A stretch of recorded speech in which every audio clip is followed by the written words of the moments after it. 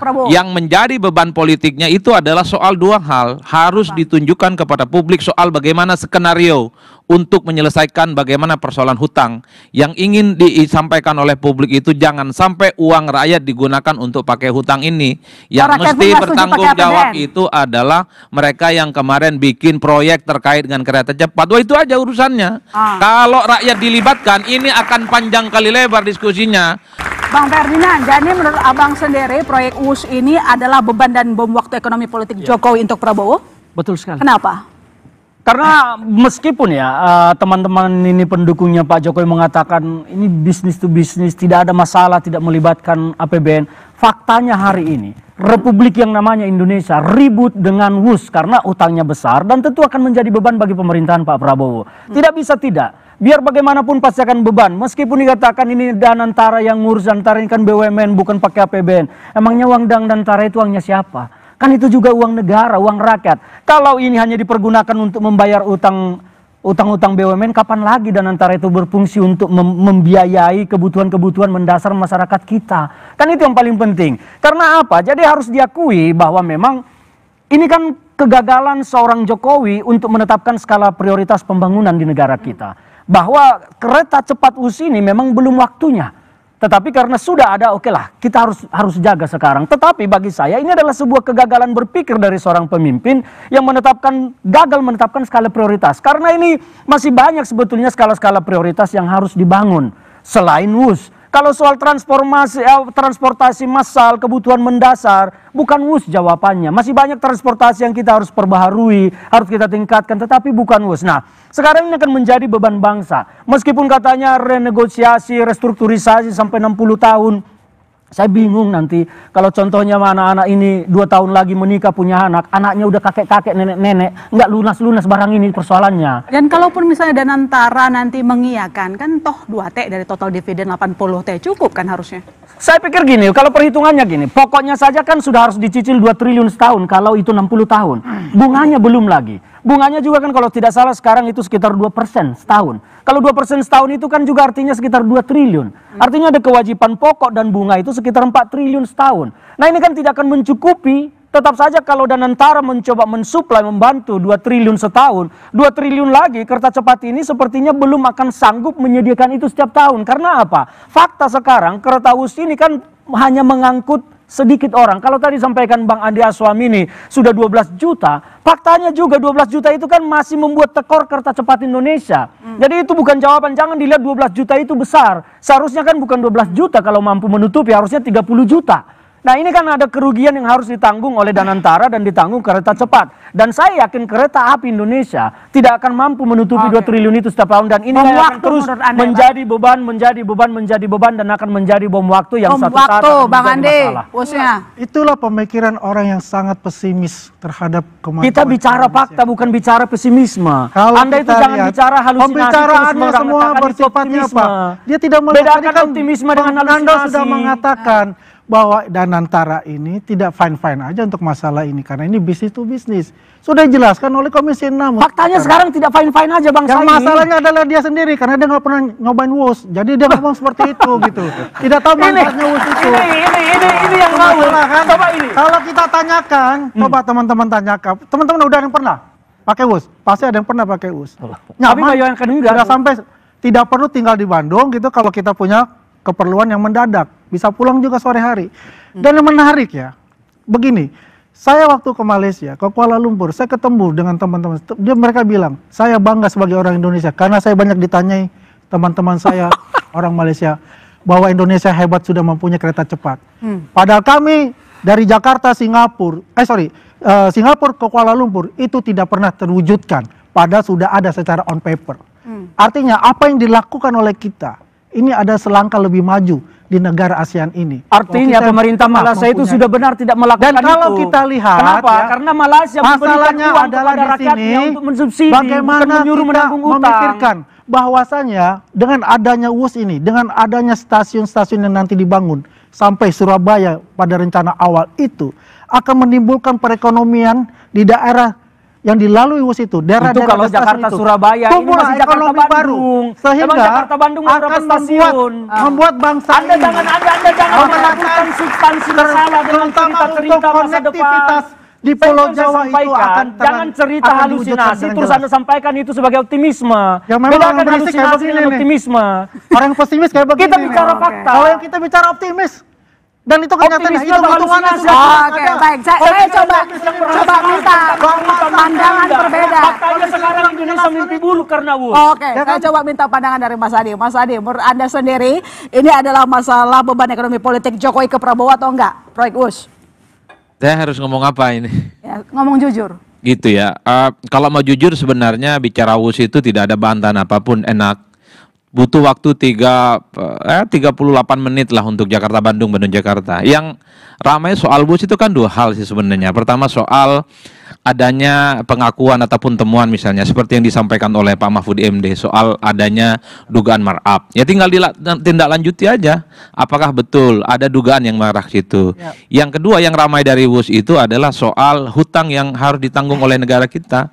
Ini adalah dua hal yang per hari ini adalah realitas yang tidak bisa dibantah.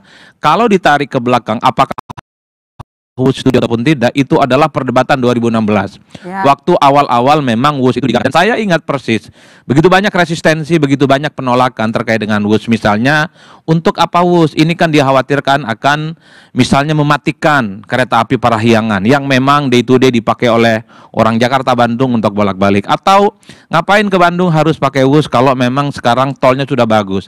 Ada MBZ yang gratis dan seterusnya dan seterusnya. Itu kan catatan-catatan penting yang dari dulu disampaikan oleh pihak-pihak yang memang menganggap WUS itu bukan solusi sebenarnya.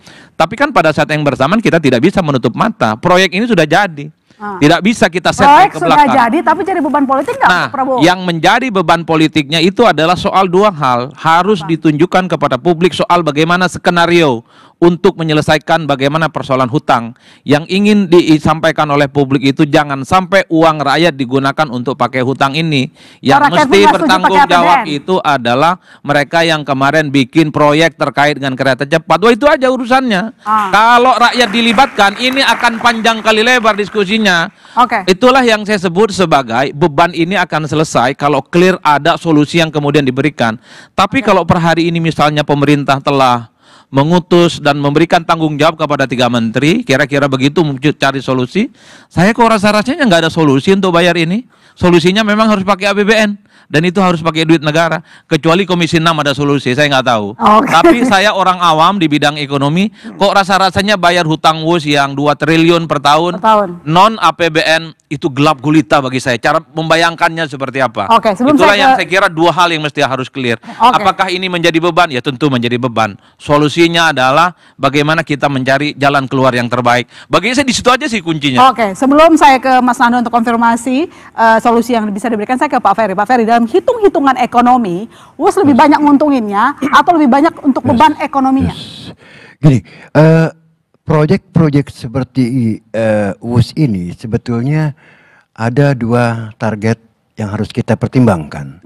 Pertama adalah economic benefit, yang kedua, yang utama adalah business benefit, yang kedua adalah economic benefit. Ya, di mana-mana kalau menurut saya proyek WUS ini sama seperti startup ya. 5-6 tahun pertama itu pasti bleeding, ya kan ya. Kalau dari kacamata bisnis ya, tapi yang namanya ini termasuk infrastruktur, seringkali bisnis loss itu diharapkan dapat dikompensasi dengan adanya economic benefit, ya kan ya. Misalnya dengan adanya WUS akan lahir aktivitas-aktivitas ekonomi baru. Saya tidak mau campur baurkan dengan politik ya. Oke. Ini dari kacamata bisnis toh ya. Nah, di sini letaknya ya. Nah, yang kedua sekarang kembali lagi adalah bagaimana model bisnisnya. Model bisnisnya ini kan setahu saya sih B2B. Ya, antara konsorsium Indonesia dengan Cina ya menghadapi kreditor China Development Bank, kan begitu ya. Dan setahu saya sampai saat ini negosiasi antara debitur dan kreditur itu sedang berjalan gitu loh ya. Jadi saya nggak lihat di sini kita bawa-bawa negara gitu loh. Oke. Ya, itu poin saya ya. Nah, tapi selanjutnya ada 3 poin ya yang menjadi masalah dan dibesar-besarkan. Pertama adalah masalah visibility. Ya, dianggap pada awalnya adalah tidak visible, tentu dari kacamata bisnis. Ya, ini bakal rugi gitu kan dari kacamata bisnis ya. Nah, economic benefitnya memang tidak bisa terukur kan gitu ya. Nah, itu yang pertama. Yang kedua, masalah cost overrun. Cost overrunnya sejumlah 1,2 billion itu terjadi di mana-mana. Ya, kalau mau ngomong proyek seperti ini pasti Mbak Anda, bahkan kalau nggak salah di California sana sudah 17 miliar ya, tidak jadi-jadi ya. Begitu juga di India ya. Nah, kalau kemarin dibandingkan dengan Saudi Arabia, medan perangnya beda Bu. Ya kan ya, dia boleh dibilang ya medan perangnya gurun pasir, nggak ada terowongan, nggak ada gunung, tinggal jalan aja gitu kan ya. Tapi kalau di sini ini Jakarta Bandung itu melewati 7 terowongan atau 8 terowongan, saya nggak tahu ya dari kacamata cost ya. Nah, yang ketiga adalah kembali lagi dealnya di dalam US dollar dan ini tidak di hedge. Iya, nggak hedge. Ya, ini naked. Ya, nah begitu kita lihat bahwa dolar terus-terusan menguat, maka in term of rupiah, ya. Jadi perlu dikonversi ke yuan. Nah, kita bisa bayar lebih sekarang murah. ini kan masih negosiasi, ya kan? Tapi kan pada awalnya kontrak itu dalam dolar, Bu. Ya kan ya? Nah, ini yang menjadi masalah gitu loh ya. Okay. Nah, saking bermasalahnya ya, jadi istilahnya dilarikan ke, maaf, saya bukan membela atau menentang ya. Akhirnya menjadi wacana politik gitu loh ya. Sebab kalau kita mau strict ya, kita konsisten, kita harus lihat bahwa deal ini pertama adalah B2B. Beda sama tawaran Jepang.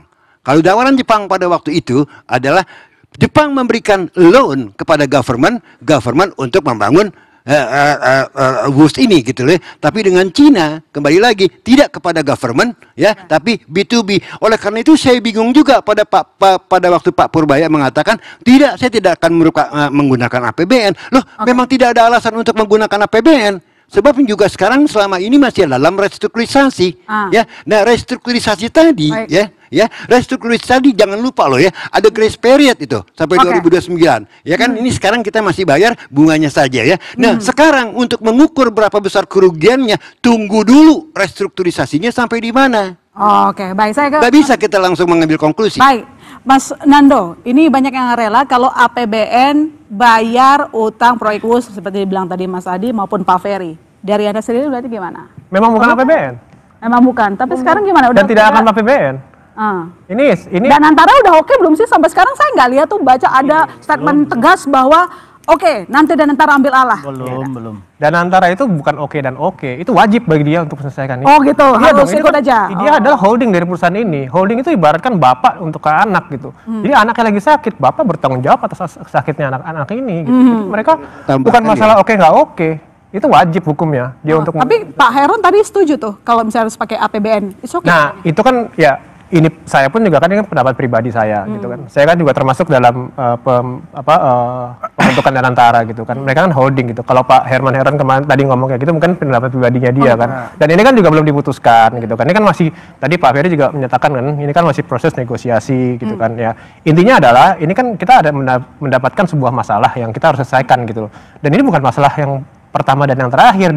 Kami di Komisi 6 itu ada 1046 BUMN yang bermasalahnya banyak banget, lebih dari 50% bermasalah semua gitu. Dan ini bukan yang paling besar, ada yang lebih besar lagi yang kita akan selesaikan gitu. Jadi nggak usah khawatir, kita akan selesaikan. Mas Yudi, ya, masalah utang WUS, APBN, menurut Anda lebih baik ikut campur atau enggak?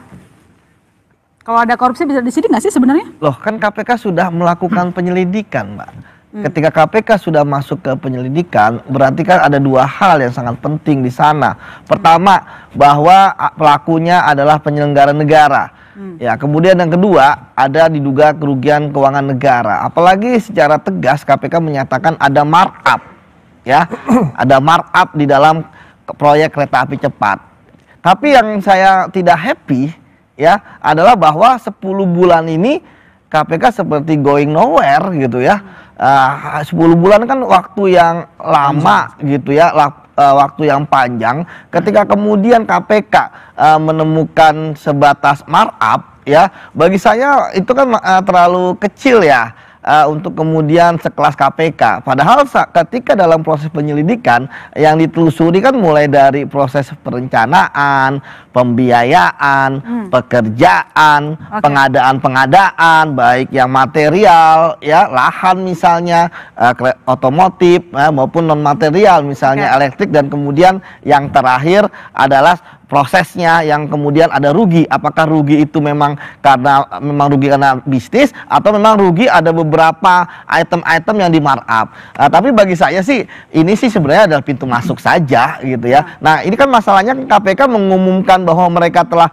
melakukan penyelidikan itu kan baru saat ini ya, ketika terjadi kegaduhan tadi sebutkan ketika dimulai dari Pak Purbaya ya, kemudian menggelinding sebagai bola salju dan KPK menyatakan sudah dari bulan Januari. Tapi ketika dari bulan Januari ini yang sangat menarik ya, dalam proses penyelidikan itu adalah sistem peradilan pidana yang pertama. Artinya ketika KPK selama 10 bulan ini penyelidiknya tidak menemukan bukti permulaan yang cukup ya, maka ya tidak akan masuk ke penyidikan. Karena gini Mbak, ketika misalnya di bulan Juni, Juli atau September atau pada saat ini penyelidik menemukan adanya bukti permulaan, maka mereka wajib ya untuk kemudian melaporkan pada pimpinan KPK dalam waktu 7 hari ya, yang kemudian ya akan dilakukan gelar perkara dan meningkatkan statusnya dari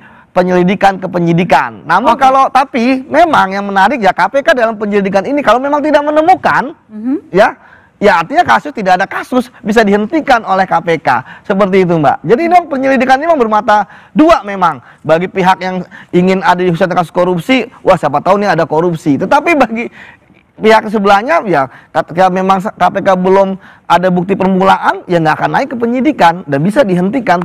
Kasus terbaru kan kemarin terkait dengan penyelidikan sumber waras ya, itu kan dihentikan gitu kan. Jadi bagi saya kasus gaduh dan sebagainya kalau nggak ada bukti permulaan ya tadi going nowhere. Saya ke Mas Andi, Mas Andi, Anda sendiri melihat sebuah proyek transportasi umum adalah WUSH ini murni business to business atau Anda melihat memang ada unsur korupsi di situ?